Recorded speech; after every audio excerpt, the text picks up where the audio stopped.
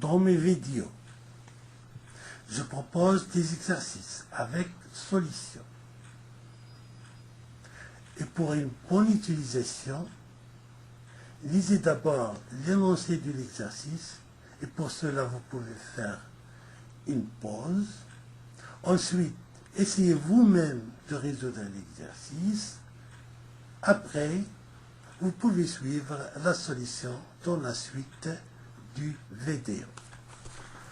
Construction des points I et J. Je construis d'abord un triangle A, B, C. Une étiquette.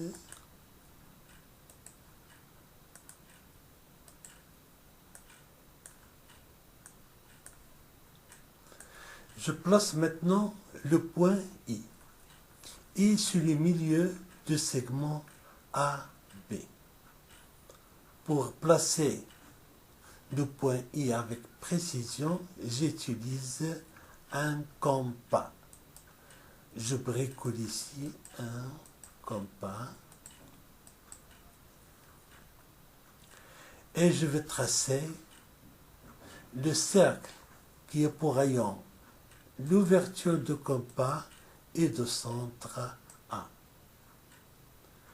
La même chose, je vais tracer un deuxième cercle qui a pour rayon même ouverture et qui a pour centre B. Ces deux cercles, si j'agrandis l'ouverture de mon compas, elle se coupe en deux points. En réalité, je n'ai pas besoin de tracer les cercles tout entiers. Il suffit de placer des arcs en leur point d'intersection. Maintenant, les deux cercles se coupent en deux points. Voici le premier point, ça c'est le deuxième point. Et je vais tracer la droite passant par ces deux points. Cette droite, c'est la médiatrice du segment AB.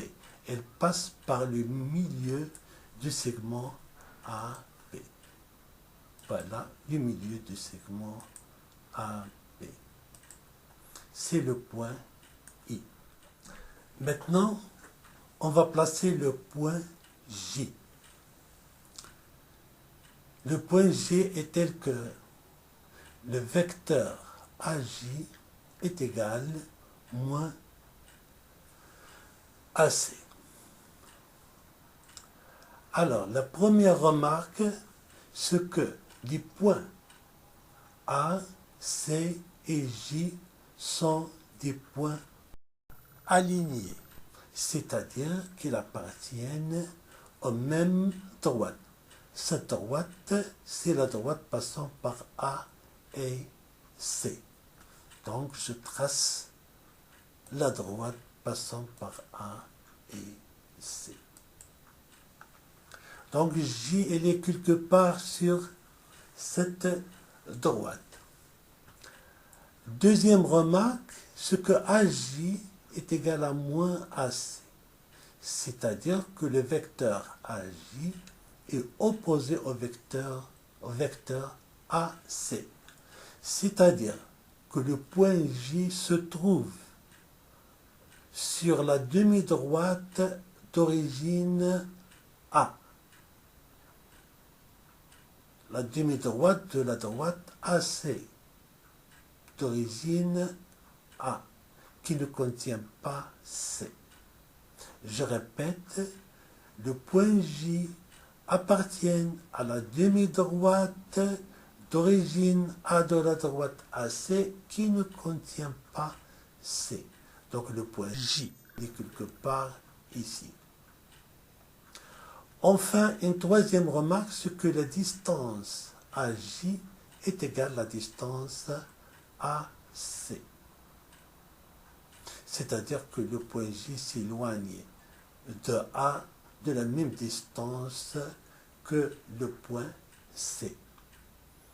Donc, pour placer le point J, je dessine un cercle. Un cercle qui est pour rayon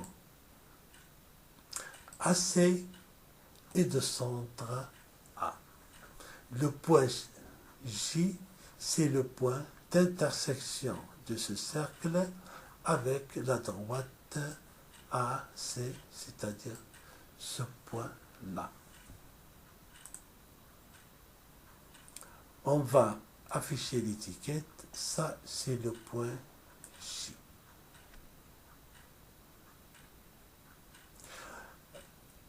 Une remarque, c'est que le point A, c'est le milieu du segment GC.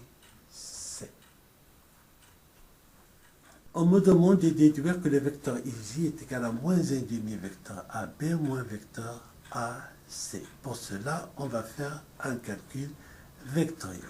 Alors, on sait que I, milieu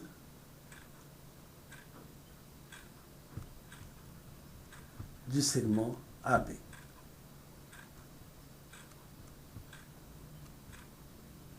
En plus, la relation AJ est égale moins AC.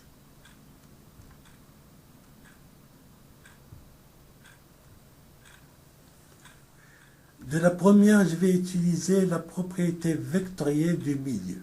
Donc, I milieu du segment AB, ça veut dire, alors ça veut dire que pour tout point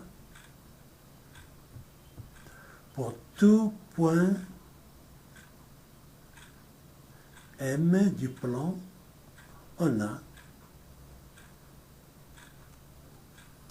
MI vecteur est égal à 1,5 MA, le vecteur MA,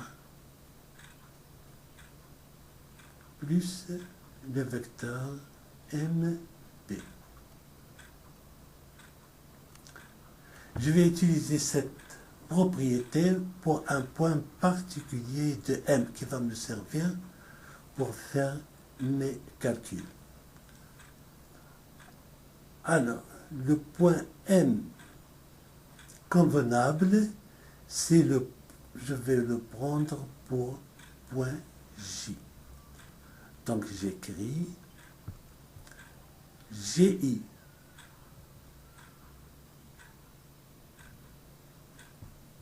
est égal à 1,5 GA plus GB.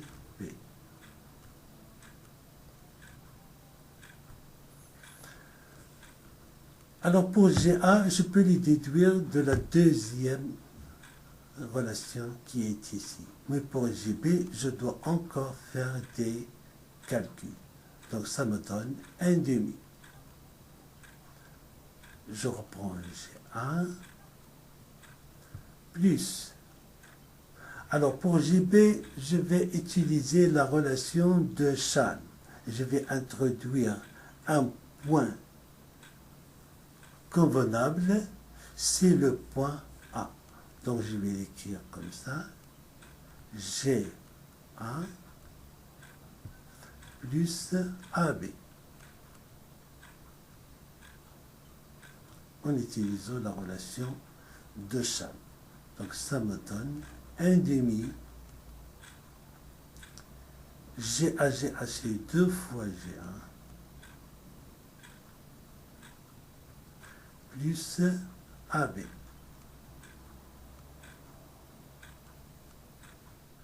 Alors ça c'est GI. Mais ce qu'on me demande, c'est le vecteur EJ. EJ, c'est moins GI. Donc j'écris que moins IJ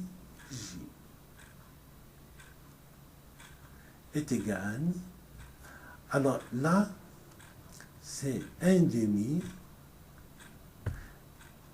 Je vais commencer par le vecteur AB. Alors plus 2 fois GA. Ici AG c'est moins AC, donc j'ai AC, le vecteur AC. Donc c'est égal 1,5. Le vecteur AB. 1,5 fois 2 c'est 1 plus AC. Je conclue, je passe le moins de l'autre côté, ça me donne IJ, le vecteur IJ est égal moins 1,5 vecteur AB moins vecteur AC. Ce qu'il fallait déduire. Dans la deuxième question, on me donne un point K vérifiant 2 vecteurs KB plus vecteur KC égale vecteur nul. Et on me demande d'exprimer le vecteur BK en fonction du vecteur BC. Alors, on a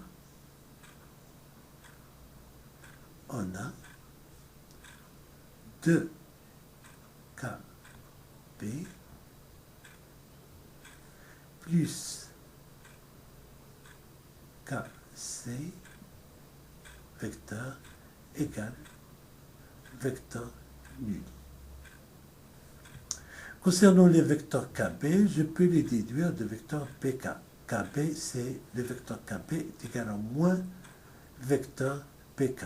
Donc, je vais m'intéresser au vecteur KC. Alors, ceci entraîne que 2KB plus, je vais maintenant utiliser la relation de Sall en introduisant le point B. Le point B parce qu'on me demande ici de calculer en fonction de vecteur BC. Donc, j'écris que c'est égal à KB plus BC. C'est égal au vecteur nul. 2KB plus KB, ça me donne 3KB.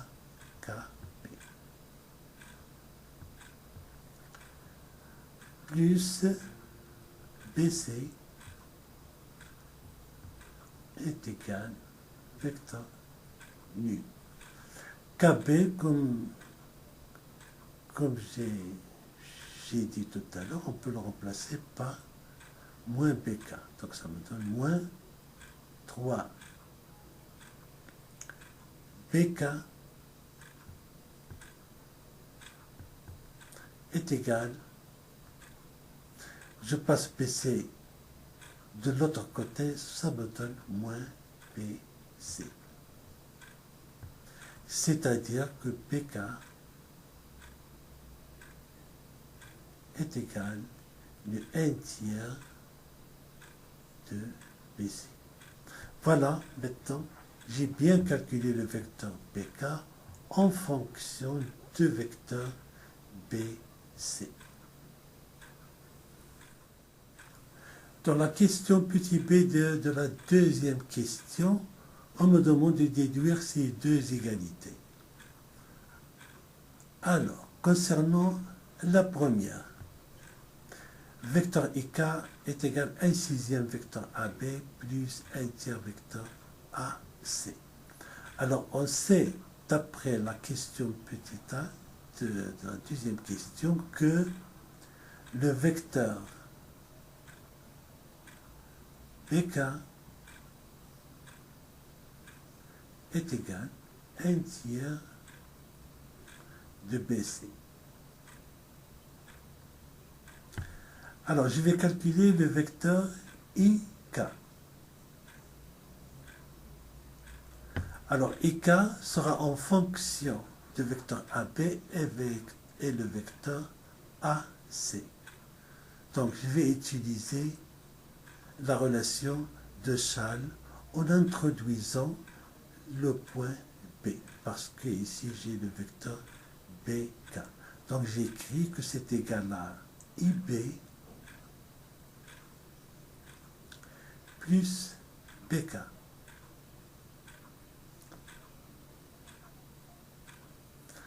Alors, c'est égal. IB, c'est la moitié, puisqu'ici le milieu de segment AB, IB, c'est la moitié de vecteur AB. Donc, je peux remplacer IB par 1/2 de vecteur AB. Plus PK. PK, c'est ici, c'est égal à 1/3 de BC. C'est pas fini parce qu'on me demande de calculer IK en fonction des vecteurs AB et vecteur AC. Ici j'ai le vecteur AB, mais ici j'ai le vecteur BC. J'utilise Schall pour une deuxième fois. Plus 1/3 facteur. Alors je veux obtenir le vecteur BA et le vecteur AC. Donc, j'introduis le point A. BA plus AC. C'est égal. 1/2 le vecteur AB plus le 1/3 vecteur BA plus le 1/3 de vecteur AC. Et bien sûr, je peux remplacer le vecteur BA par le vecteur moins AB. Donc c'est égal 1/2 le vecteur AB moins 1/3 de vecteur AB plus 1/3 de vecteur AC qui est égal. Alors 1/2 moins 1/3, faites votre calcul, ça donne 1/6.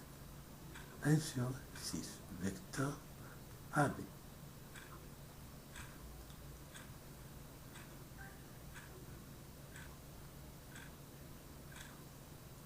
Plus le 1/3 de vecteur AC. Voilà, c'est terminé. On a montré que le vecteur IK est égal à 1/6 de vecteur AB plus 1/3 de vecteur AC. Maintenant, la deuxième égalité est J est égal à moins 3 vecteur IK. Alors on a IK égale 1/6 le vecteur AB plus 1/3 le vecteur AC. Et n'oubliez pas, dans la première question, la question petit p, on a montré que le vecteur IJ est égal à moins 1/2 le vecteur AB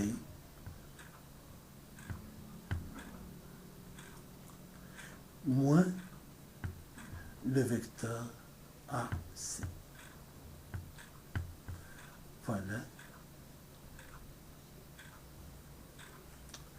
Je vais multiplier IK par moins 3. Donc moins 3 IK, puisqu'ici il s'agit de moins 3 IK. Moins 3 IK égale moins 3 facteurs 1 sur 6 AB plus 1 tiers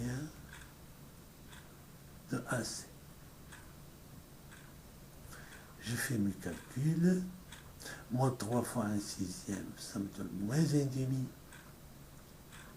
Moins 3 fois 1 tiers, ça me donne moins 1. Vecteur AB moins le vecteur AC qui est le vecteur IJ.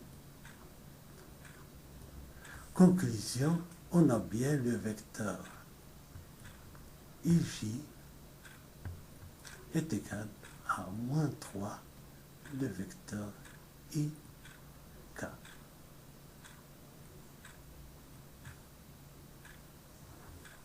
On va construire maintenant le point K. On sait d'après l'exercice que PK est égal à 1 tiers de PC et en plus IJ est égal à 3 IK. De la première relation, je sais que K c'est le 1 tiers de vecteur BC. Donc, elle appartient à la droite BC. Les points PK, C sont des points alignés. De la deuxième relation, la même chose, je remarque que les points I, J, K sont des points alignés, c'est-à-dire elles appartiennent à la droite passant par les points I et J. Je trace la droite I et J.